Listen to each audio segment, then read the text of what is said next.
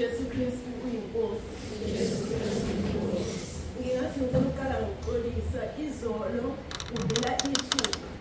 Kufikile kumina ukuthi hayi inkonzo yabasha kodwa ngeze uNkulunkulu ekubeka ukuthi akusune ukhulume. Kwafika futhi yabona lokho kuba nama-excuses amaningi. Ngathi ngempela ngizwe ukuyisola ngicela uqala ngokuxolisa. Kubili uNkulunkulu akubekile enhlizweni yami.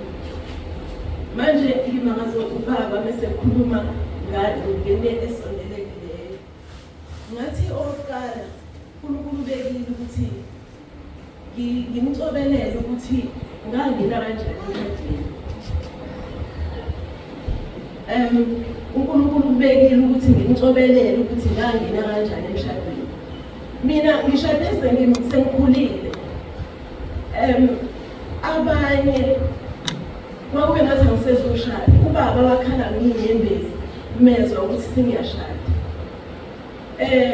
Ngingathi ukungena kwami emshadweni ngingathi kufika indlela ebeqhutshwa ngayo bengashelwa kodwa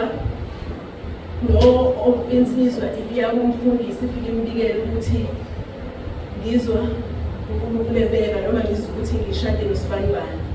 Kusho ukuthi ngathi kufika umbiko okanjalo kimi. Ngingathi ngangifuna ukuthi ngenze ngokwentando kaNkulunkulu, ukwenze ngendlela kaNkulunkulu, ungafuni ukuphambuka entandweni kaNkulunkulu. Kahle kahle abanye bangikholwa mengikusho ukuthi umshado ngangawufuni. Ngiyakhumbula nje ngelinye ilanga sisetekisini ngisuka automatic ngebhamshela. Bese ngithole indawo nje ekahle bese kufika omunye ubaba lomdala athi lo baba awusize ngane yami ngoba lapha emuva kubesithi behlela omama nje abakhulu ubona lo baba akazohlala kahle ubaba ohloniphekile. Wathi ngiyacela ngane yami ngoba umncane ngomzimba uye lapha emuva ngihlale lapha. Ngathi mina lo baba ongamdedela ubaba wayemuva. Emva kwalokho bathi lo baba engase uNkulunkulu angakubusisa ngane yami. Uthola umshado omuhle. Uthola umuntu ozokuphatha kahle. Ngiyakhumbula ngisho etekisini bezwe abantu ngathi kodwa baba ibingekho enye indlela okungangibusisa ngayo. Ungangibusisa ngomshado engayithandi yabo. Ngiqonda ukuvezela ukuthi ngangingathandi ukungena emshadweni. Kusho ukuthi ngenkathi-ke sekufika kanye ngizothi nje kwaqondana kwabantu abathathu ngesikhathi ababefisa ukushada nami. uNkulunkulu wabele wangicacisela nje kulaba abanye ababili ukuthi akuyena uNkulunkulu, akuveli kuyena. Kusho ukuthi lona wesithathu engigcine ngishada naye kuba Mabuyakhulu. Ngingathi kwafika kimi ukuthi angivivinye lento ngingajahi, ngingatatazeli. uNkulunkulu ngempela yini omthumile ukuthi ashade nami. Ngiyakhumbula nje kwafika nje kimi ukuthi ake ngimbone egqoke into ebomvu. Ngiyazi ukuthi into ekubala leyo ngangeze ngambona ubaba Mabuyakhulu egqoke into ebomvu emsizweni bakhe. Kodwa kwafika ukuthi ake ngithi ngifisa ukumbona egqoke into ebomvu ukuthi ngempela uNkulunkulu akayiveze ngaleyo ndlela uye ngempela yini. Ngathi ngasengalini. Ngiyakhumbula sasijoga nezingane zesikole sigijima. Uma ngithi ngibona nangu ubaba Mabuyakhulu ume ukhuluma nomunye ubaba ungaphandle evenini ugqoke iskipa esibomvu esasibukeka sisisho ngamangala.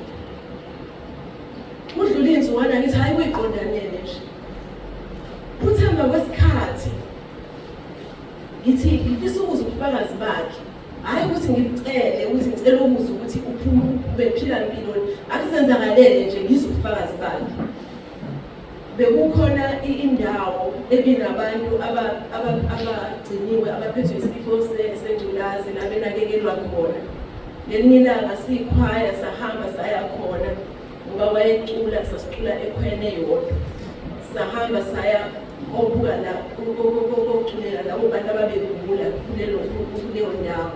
Uma sifika khona sicule ngicabanga ukuthi mhlawumbe uzobeka ubufakazi angabheki ubufakazi. Siphume lapho kwakukhona abanye bayamazi ubaba uSibisi, ubaba uVanosibisi wayegula engasakwazi nokubhala, engasakwazi ukukhuluma, wayesebenzisa amehlo esetype ukuthi ufuna ukuthini. Kwakhona ovezayo ekhwayeni ucela simvakashele siyoculela. Khona iculo ayithanda kakhulu elithi Rock of Ages. Uma sifika khona sisacela imvume yokumbona, bese kuba khona ositshelayo laba bambhekile athi ngicela ukuthi ngithathe 5 minutes kuphela, futhi onomkhuhlane angangeni ngoba utholakala lula izifo njengomuntu osebuthaka. Bese sifika-ke simbone, masingena nje mina bengibiza ngomzala khona ubuhlobo esinabo. Athi awusambonani ebhala phansi njalo, uthi axwayizi letha neletha exwayizi ebhala. Athi sanibona kuthatha isikhathi ngoba sibona ukuthi uzophela 5 minutes singaqali ngisho iculeni lona. Bese sibingelelile savuma, athi ngicela ukuthi niyithule ngoba anginazi no. Bese ningibekela nobufakazi benu. Yaqala-ke indaba. Waqala owayeseqaleni wabeka ubufakazi, cabanga ikhaya. Ngenhlani kwangeyona-ke ikhaya enkulu, umekhumbula sasiwu-7, kwaba ikhaya nje encane siwu-7 noma 8 ngisakhumbula kahle. Babeka bonke ubufakazi, kwafika nakimi ukuthi sonke kuthiwa sibeke ubufakazi, nami ngabeka ngabuza ubufakazi baba Mabuyakhulu. Hayi ngithi kanti uNkulunkulu njani? Ngangiqala ngase ngimaze isikhathi eside kodwa ngangiqala ukuze ubufakazi bakhe. Ngibona ukuthi uNkulunkulu kanti unje. Kusho ukuthi uthe uma sekugcinele sesishadile sengiyambuza ngithi isikibha sakhe esibomvu uzomangala, bathi angikaze ngibe nesikibha esibomvu mina. Kanjani ngangakubona sasikhulula nezingane zesikole sigijima, wawugqoka isikibha esibomvu ukhuluma nobakhwela ungaphandle emotweni ephakathi nemotweni, ngakubona ugqoka isikibha esibomvu, bathi angikaze mina ngibe nesikibha esibomvu. Uyabona uNkulunkulu uma ufuna intando yakhe, uNkulunkulu uyakukhombisa izinto, uyayicacisa. Manje kuba bese khuluma ngaleli phuzu athi ekhuluma ngithi yazi ukuthi ngilalelanga uNkulunkulu befuna ngikhulume lento. Bese okugcina ngelinye ilanga ngiseyintombazane, uNkulunkulu athumele nje iy'nganyana zesikole ifike kimi zithi sicela ukuthi usisize usithathe ngemoto yakho siye eAppelsbush siyoshumayeza abantu abagulayo emawodini. Hayi ngivume sihambe. Masifike eAppelsbush khona iwodi nje elilodwa engithanda ukuphawula ngalo. Masifika la kuleli wodi sikhuluma iy'ngane, ngikhulume nami, sifunde iBhayibheli, sibeke ubufakazi. Ubufakazi uNkulunkulu uyakhuluma ngobufakazi. Uma uNkulunkulu ebeka ukuthi khuluma unganqali, uNkulunkulu uyakhuluma ngobufakazi. Kuthi uma siqeda ukukhuluma kube khona ubabolayo kwakuyiwodi nje lomhubhe, ubabolaphaya athi lo baba ngisize ndodakazi wena osukhulile kwabanye eshumini, ngicela uze la, ngifuna ukuvuma izono zami, ngifuna ukuyihlanza uNkulunkulu. Yazi uthini mina ngabheka abantu, kwakukhona omunye umama owayesebenza lapha ewodini esasikade sikhonza naye kudala kodwa engasakhoni. Ngabuka yena ngathi we uzothi sengilungisisile izono imini, sengizenza umfundisi. Hayi ngazinde waphinda lo baba wathi ngisize nami ngani yami, ngifuna ukufa sengihlanzile, ngifuna ukufa sengilungisile indaba yami noNkulunkulu. Ngaya kuyena ngathi baba ngizokuthumela umuntu ozokhuluma naye. Ngakhuluma nomunye, sasophindela sesovula iy'kole, sophindela esikoleni ngomsombuluko kwakuyisonto ngalelo langa. Uma sesikhuluma nalo athi kulungile ngizohamba ngomsombuluko ekuseni ngizoya esibhedlela ngiyokhuluma nalo muntu. Kuyaba akayi. Hayi ngikhulume nomunye lona athi ukuze ngithole ithuba ngoLesine, emekhumbula athi ngoLesine.